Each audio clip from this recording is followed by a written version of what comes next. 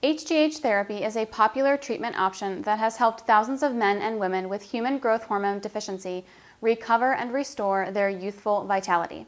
As protocols continue to evolve, the effectiveness and the safety of the treatment continue to improve.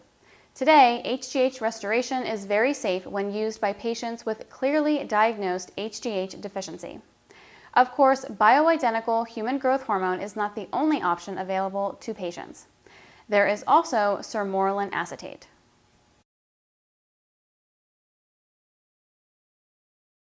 Bioidentical injectable HGH therapy has been used for many decades as a treatment for a condition known as somatic senescence, hypopituitarism, adult onset growth hormone deficiency or AGHD, or age-related HGH deficiency. Somatic senescence sounds like a complicated concept, but it really isn't. Senescence is a scientific term that refers to any form of physiological degradation that occurs as a result of age and aging. Somatrophs are the cells in the pituitary that are responsible for the production and release of human growth hormone. Therefore, somatic senescence refers to the deterioration of the somatotrophs to perform their very important function as a result of age. The somatrophs are stimulated to release growth hormone by the hypothalamus, which releasing growth hormone releasing hormone, GHRH. It is GHRH that tells the pituitary how much HGH to release into the body. Once the HGH is released into the body, the amount you put out by the pituitary determines how much IGF-1 is released by the liver. It is IGF-1 that stimulates cell regeneration and proliferation.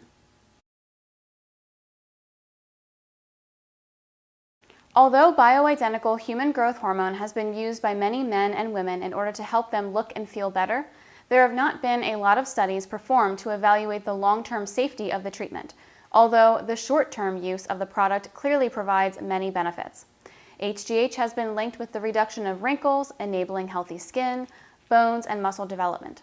HGH has also been known for decades to help people lose weight when done with an intense exercise regimen and diet science.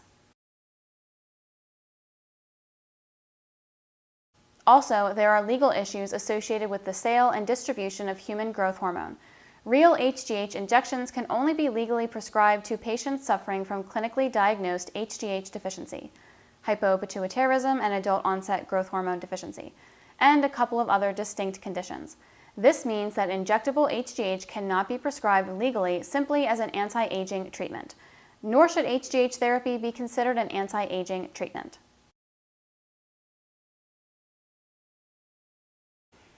The safety of HGH therapy depends upon safe dosage. Overdose or misdosage can lead to significant side effects. HGH injections do not mirror the body's natural hormonal rhythms, and this can possibly lead to issues associated with HGH sensitivity and other hormone issues. Human growth hormone can only be prescribed under very specific circumstances in adults. Clinically diagnosed HGH deficiency or AIDS-related cachexia. There is a whole lot of research out there that demonstrates that for patients with HGH deficiency, human growth hormone therapy can be a life-changing medical treatment that helps patients live longer and healthier lives, in spite of the fact that age-related HGH decline does appear to have a negative impact on health and wellness. There is not yet sufficient clinical evidence for the FDA to approve the use of HGH therapy explicitly for aging patients.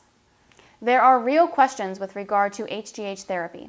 Evidence is clear that HGH has the ability to stimulate certain cancers and is not intended for use in patients with cancer. But is there any risk that HGH can directly cause cancer? Evidence thus far says no, but it can't be ruled out. It's also true that when HGH is not administered properly and with care, it can increase the risk of conditions like diabetes, and HGH therapy may have other subtle influences on hormone balance and production.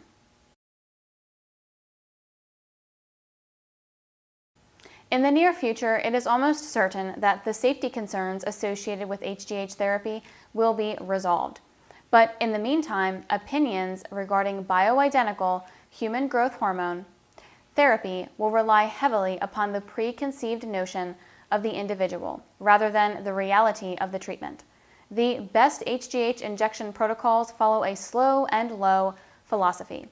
Low optimal doses aim to get your IGF-1 levels to the 250 nanogram per deciliter range. Above 300 nanograms per deciliter is thought to be dangerous for adults, who risk side effects from extended levels this high and above. Alongside these issues that must be resolved in the coming years, there are certain issues with human growth hormone which have already been established. And this has increased the interest in and relative viability of Sermorelin Acetate in comparison to HGH therapy.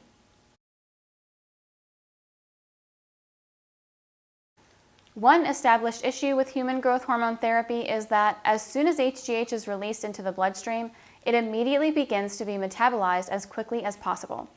This is an issue, of course, because our bodies normally produce natural human growth hormone in bursts throughout the day, and mostly during deep sleep.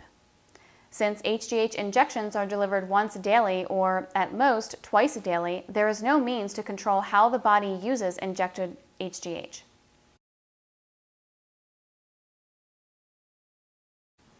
Human growth hormone is delivered via a method known as subcutaneous injection, where it is delivered just below the skin and is absorbed into the bloodstream over a 24-hour period.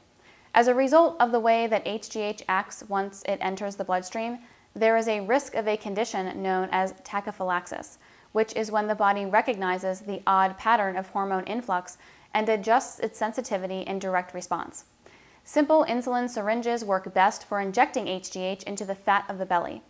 Remember to stay 3 inches left or right of the belly button. Never inject in the belly button.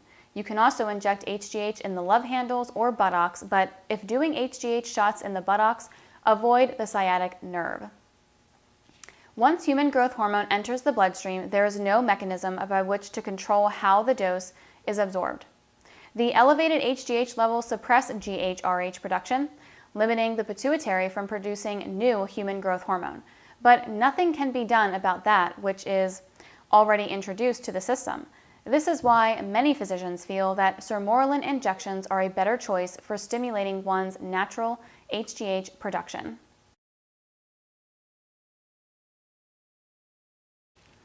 Also, it can be somewhat difficult to determine exactly how much human growth hormone that a patient needs. This is because hormone levels can fluctuate due to a number of variables, which makes it difficult to provide an exact, defined diagnosis. Normally, HGH testing is done in the morning hours because this is when IGF-1 levels are at their highest, but fluctuations still might mean that the patient's measurements aren't quite correct.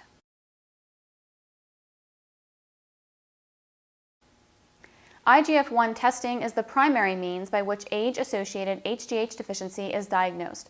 This is because human growth hormone levels fluctuate wildly throughout the day because of how quickly the liver and organs absorb HGH. IGF-1, on the other hand, remains active in the bloodstream much longer and is a much more reliable indicator of deficiency.